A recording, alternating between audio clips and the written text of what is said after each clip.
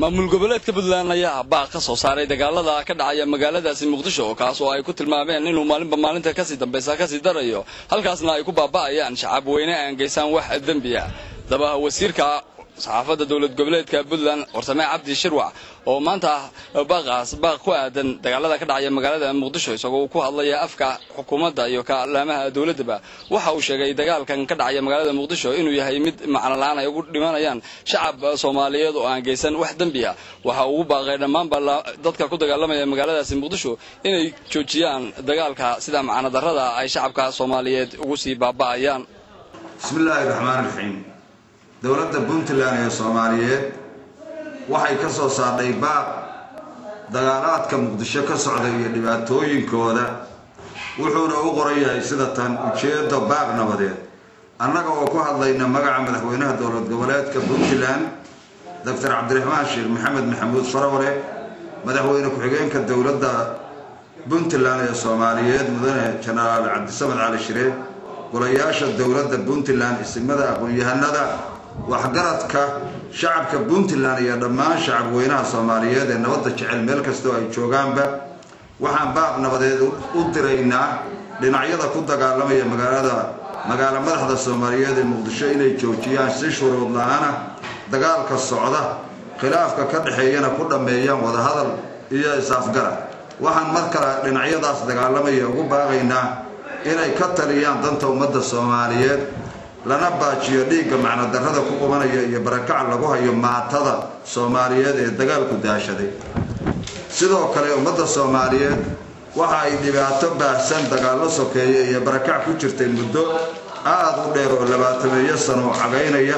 waxaana xilligan loo baahan yahay in dib loo eego sidii loo samata bixin lahaa oo mustaqbal naruuro iyo nabad leh loogu garqaadi lahaa sidaa daraadeed waxaanu si islaamnimo leh Soomaalinimo iyo walaaltinimo iyo insaaniyad leh idinkaga codsanaynaa dhinacyada ku diriraya caasimadda Jamhuuriyadda Soomaaliya inay aqbalaan baaqayagan qayladhaanta nabadeed oo ay joojiyaan dhiigga daadanaya burburka iyo barakaca baahsan ee ummadda ku habsaday kala shacab weynaha ku dhaqan maamul goboleedka Puntland gaar ahaan magaalada Garowe oo maanta telefishinka Universal TV oo aanu la dhex qaadnay mikrofoonka ayaa iyaguna waxay ka hadleen dareenkooda ku aadan dagaalada ka dhacaya magaalada Muqdisho iyaga oo dareenkooda ku aadan dagaalada tan sida macna la'aanta ay dadka Soomaaliyeed ugu sii baaba'ayaan kaga hadlay ayaa waxa ay yiraahdeen ka socda Muqdisho waa qalad loomana baahna ma taburburin dhiig daadis معناها علة قبله وكأمولية وحفي عن ما عقبات.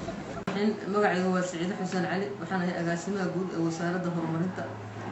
هوانك يعلمها قوسك.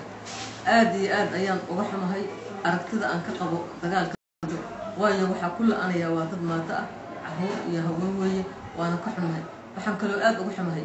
إن ضد مقعد دين الإسلام كوطة دجال يديك شوكتا أي ونطاسنا وكحنا هاي وحنا كلها هاي.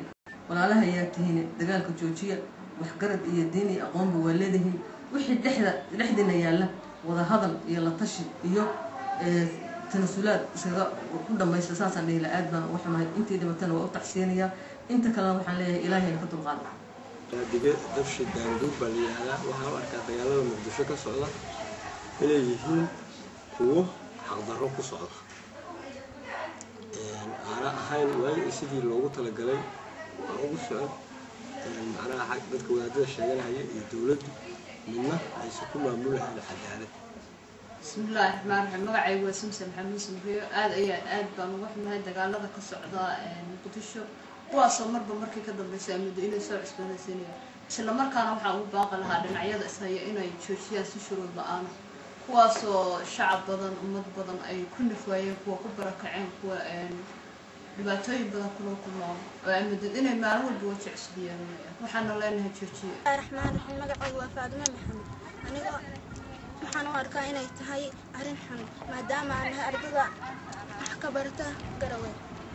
marka waxaan shacabka uga baaqayaa muslimiinta meel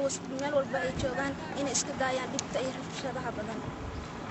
isku soo wada duubo dagaaladan ka socda magaalada Muqdisho ayaa dadweynaha magaalada Garowe waxa ay ka muujinayaan walaac aad u weyn kaas oo ay mar walba kaga hadlayaan meelaha la isugu yimaado iyagoo mar walba dareenkooda ku muujinaya